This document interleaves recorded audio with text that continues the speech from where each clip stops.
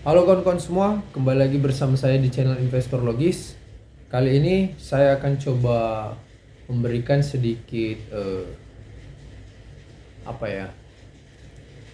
pelajaran saja, sharing pengalaman saja tentang sudut pandang saya dalam strategi investasi saham. Nah, banyak kawan-kawan yang bertanya kepada saya tentang apakah kalau kita membeli saham itu kita harus memperhatikan juga berita yang ada tentang satu perusahaan yang mau kita beli. Nah, ini saya rasa pertanyaan yang cukup menarik ya untuk kita kaji. Menurut saya iya. Dalam artian, sabar dulu, iyanya itu ada alasan, penjelasannya. Iya dalam artian untuk mengetahui update informasi terkini, dan informasi itu tetap harus kita saring dulu gitu. Gini, misalnya saya mau membeli saham pertambangan batu bara, otomatis saya harus searching di Google berapa harga batu bara per ton hari ini, kan gitu logikanya. Apakah dia naik atau turun, gimana chartnya dalam 5 hari terakhir atau 3 bulan terakhir gitu kan. Itu kan saya dapatnya dari internet gitu, dari berita berita yang ngasih update statistik itu kan. Nah, terus apakah berita selalu menjadi tolak ukur kebenaran untuk kita mengambil keputusan investasi? Menurut saya enggak. Kenapa? Karena ada beberapa berita yang memang dirancang untuk menjelekkan suatu saham menurut saya. Ya kan? Saya bisa kasih contoh beberapa kemarin saya coba uji.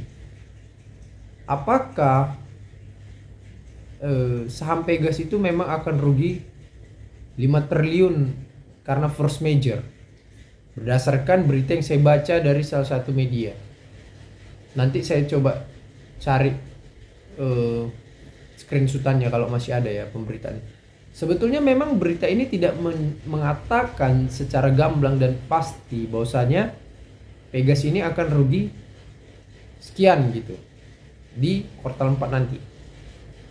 Tetapi gaya penulisan dan arah pembicaraannya itu mengarahkan pembaca untuk mengalami fear, ketakutan, sehingga investor yang tidak cukup berpengalaman akan melakukan tindakan jual pada saat membaca berita tersebut. Nah, jadi berita ini fungsinya kita cari tahu untuk menambah informasi kita tentang suatu saham. Itu aja, bukan tolak ukur pasti untuk menentukan apakah kita akan membeli atau menjual suatu saham. Itu aja. Karena kita nggak tahu juga berita ini independen kah penulisannya atau berdasarkan pesanan. Apakah berita ini benar atau bohong kita juga nggak tahu. Apakah berita ini sifatnya asumsi, kita juga nggak tahu. Apakah berita ini bersifat hipotesis untuk mengarahkan orang untuk melakukan tindakan sesuai yang dia inginkan, kita juga nggak tahu. Jadi saya menganut jalan pikiran untuk melawan arus media menurut saya. Kenapa? Karena itu sudah terbukti dari track recordnya orang yang menginspirasi saya dalam dunia investasi saham. Siapa itu? Pak Lo Keng Hong. Nah, kalian saya rasa perlu membaca buku ini. Buku judulnya Lo Keng Hong, Orang Miskin yang Menjadi Triliuner di Bursa Efek Indonesia, tulisan Pak Lukas Setiatmaja. Nah, buku ini saya beli dari Tokopedia dan saya ambil linknya dari Instagram Pak Lukas Setiaatmaja. Nanti kalian cari aja, ada linknya itu. Hungry Stock ya. Nah, jadi di buku ini saya sudah baca sampai habis. Nah, di buku ini itu dijelaskan secara, terima kasih untuk Pak Lukas dan Pak Lo Keng Hong yang sudah mau berbagi cerita yang sangat luar biasa dan syarat makna di buku ini, dan Pak Lukas menuliskannya dengan sangat bagus. Nah, di buku ini saya jadi mengetahui gitu bagaimana cara berpikir seorang Lo Keng Hong untuk mengambil suatu keputusan investasi. Dia selalu tidak peduli terhadap, bukan dikatakan nggak peduli, nggak mau tahu ya, maksudnya dia itu betul-betul hasil keputusan investasinya itu berdasarkan analisis independen dia, tanpa ikut campur pengaruh si A, pengaruh si B, cerita si A. Dia hanya menjadikan semua informasi itu sebagai informasi aja, tidak menjadi tolak ukur dasar gitu. Nah, di buku ini banyak ditulis tentang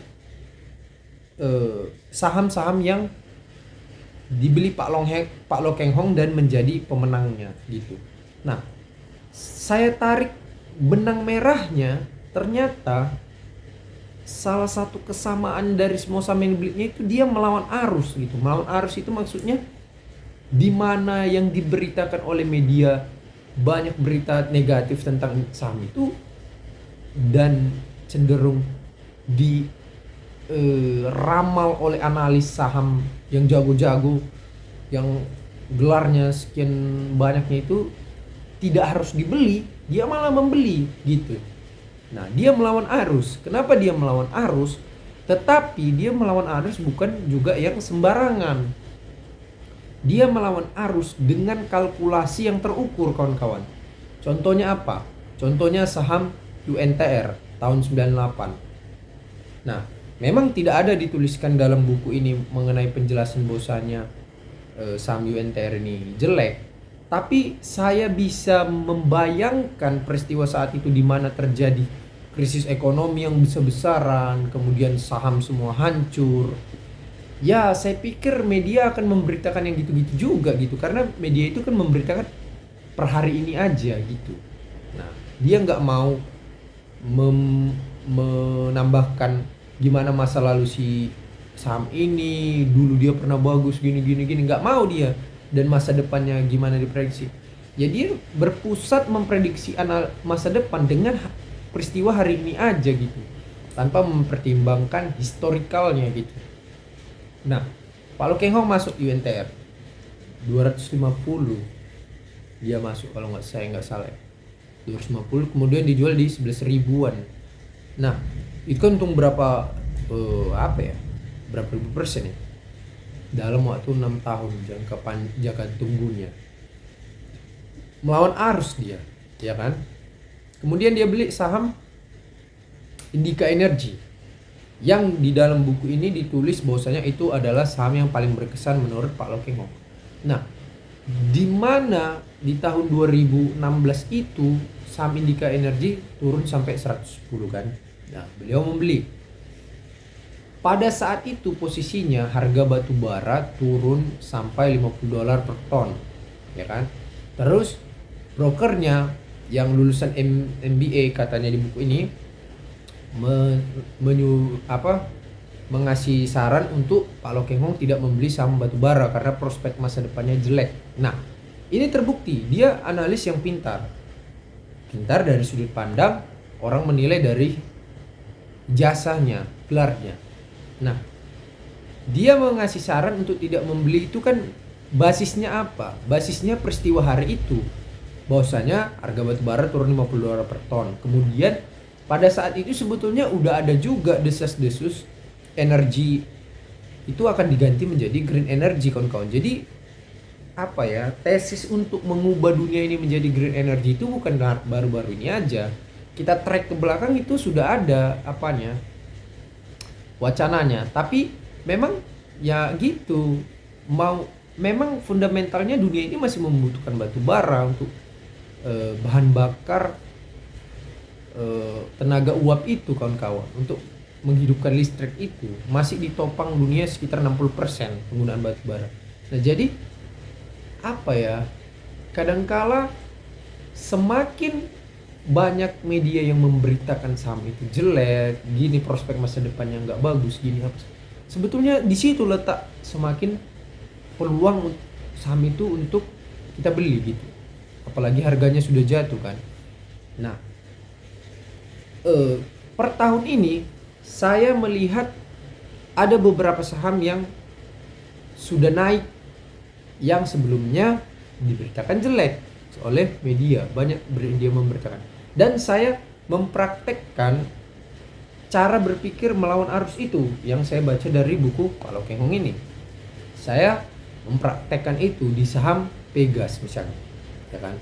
Nah, di Pegas ini banyak media memberitakan jelek terkait kasus force major itu, dibesar-besarkan seolah-olah itu parah banget gitu, seolah-olah Pegas besok tutup gitu.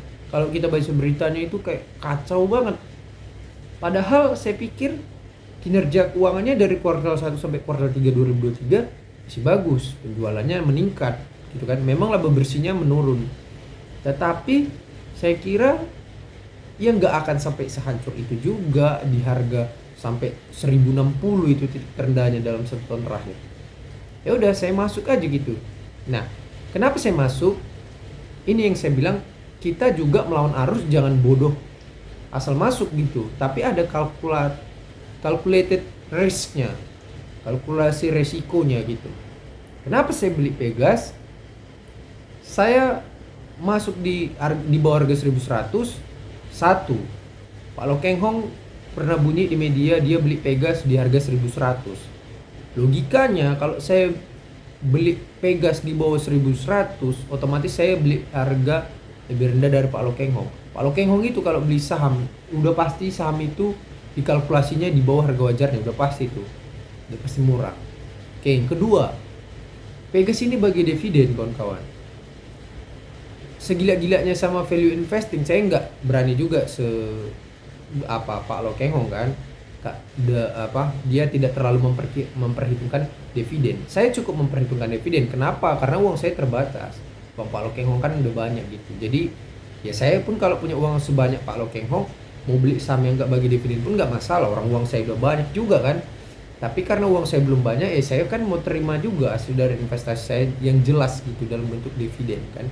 Nah, kemudian saya baca laporan keuangannya. Dalam 10 tahun terakhir Pegas itu gak pernah rugi. Dia hanya rugi di 2020 kan kawan, pada saat Covid. Rugi 3 triliun dia. Tapi semuanya untung setelah itu. Dan dia bagi dividen rutin juga gak pernah absen. Cuman dia bagi absen di tahun 2021 karena 2020-nya rugi kan. Apa yang mau dibagi kalau rugi kan gitu. Nah, kemudian saya beli di di bawah 10 kali. Saya masuk di harga 1095. Pernya itu saya hitung sekitar 0,66 kali. Pernya 6 kali, price to book value-nya 0,50 kali karena harga wajarnya saya hitung 2200. Nah, saya pakai metode Ben Graham. Dia bilang belilah saham ketika harganya itu 2/3 dari harga wajarnya minimal kan. Nah, 2/3 dari 2200 itu saya kira 1400 atau 1500 ya saya hitungnya. Nah, saya beli di 1095, masih jauh dari hitungan Ben Graham kan, bahkan yang dikatakannya aman untuk masuk saham. Ya udah, saya berarti punya margin of safety yang besar. Jadi itulah kalkulasinya. Dia bagi dividen, PER dan PBV-nya rendah pada saat saya masuk, artinya saya membeli di valuasi di bawah harga wajar. Kemudian dia bagi dividen rutin, dalam 10 tahun terakhir baru 2020 rugi, dan itu saya maafkan karena kondisinya Covid. Dan satu lagi, dia diberitakan media buruk. Nah, biasanya saham-saham yang diberitakan oleh media buruk itu kemungkinan akan terbang pada saat tunggu dia titik pulihnya aja gitu. Contoh saham belakangan ini juga ada saham Tins gitu kan, Tima. Itu kan dibombardir dia sama berita korupsi lah, inilah. Memang korupsi ada, betul ada pemain di Tins itu, ada yang ketangkep korupsi. Tapi kan gak gara-gara orang-orang jelek ini juga hancur Tins ini tutup besok kemudian sahamnya tutup, enggak juga kan. ya pasti akan ada perbaikan, ditangkap orang itu jadi diganti sama yang lebih baik kan gitu. Nanti harga timah kebetulan lagi naik, manajemen diperbarui, kan berbalik dia gitu, makanya sahamnya terbang kan gitu dia. Kemudian apa lagi, nah belakangan ini saya memperhatikan juga saham misalnya MNCN gitu, atau iya MNCN atau BMTR. MNCN, kalau BMTR mungkin dia nggak bagi dividen ya, jadi investor kurang tertarik. Tetapi MNCN bagi dividen dan valuasinya jauh banget di bawah harga wajar. Memang dividen yieldnya kecil sih, paling cuma 1-2% aja. Tetapi dia udah murah banget gitu, dan Pak Lo Keng Hong masuk di BMTR kan. Nah, berita media juga jelek lah untuk saham ini, karena kan dia nggak bagi dividen, kemudian ini ya main politik atau apalah direksinya gitu kan. Pak Haritano sebagai owner kan berpolitik gitu, mungkin nggak fokus urusin bisnis atau apa gitu kan, anggapannya gitu. Berita media juga jelek gitu. Tapi apakah BMTR atau MNCN akan melawan karena laporan keuangan kuartal 4-nya tahun 2023 belum keluar?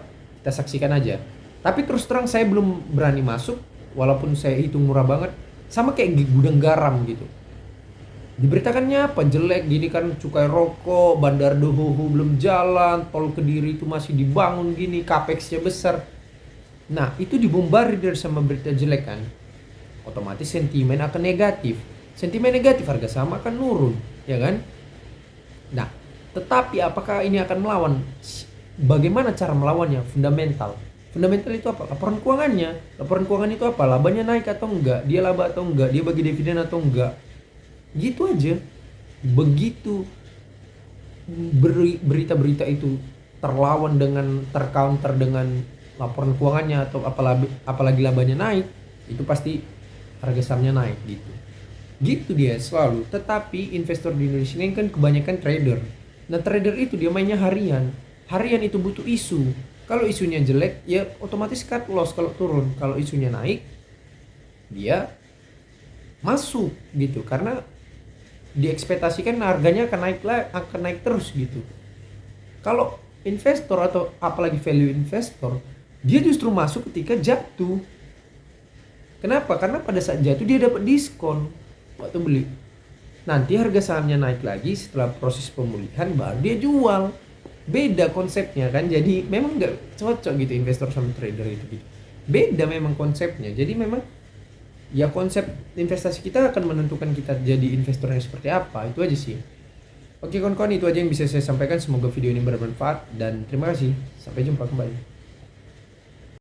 Halo kawan-kawan semua, khusus untuk kamu yang masih pemula dan dari nol sekali, saya sudah menyiapkan ebook untuk belajar langkah-langkah investasi saham dari nol lewat ebook ini. Ebook ini akan membantu dan menuntun kamu sampai kamu sah layak disebut menjadi investor saham. Untuk kamu yang sudah paham dasar-dasar investasi saham, saya menyiapkan ebook ini khusus untuk mendalami metode investasi saham yang saya gunakan, yakni Dividend Value Investor. Untuk kamu yang ingin tahu caranya, saya menjual ebook ini khusus untuk kamu ya. Nah, khusus untuk kamu yang ingin langsung belajar lengkap langkah-langkah investasi saham dari mulai nol sampai ke ilmu terakhirnya, kamu bisa langsung memiliki 3 ebook ini. Semua pengetahuan yang saya ketahui sudah saya tuangkan di sini. Kalau kamu butuh dan tertarik, silakan chat WA nomor di samping ini ya. Terima kasih. Nah, untuk kamu yang berminat belajar kelas online private ataupun offline, silakan hubungi nomor di bawah ini ya.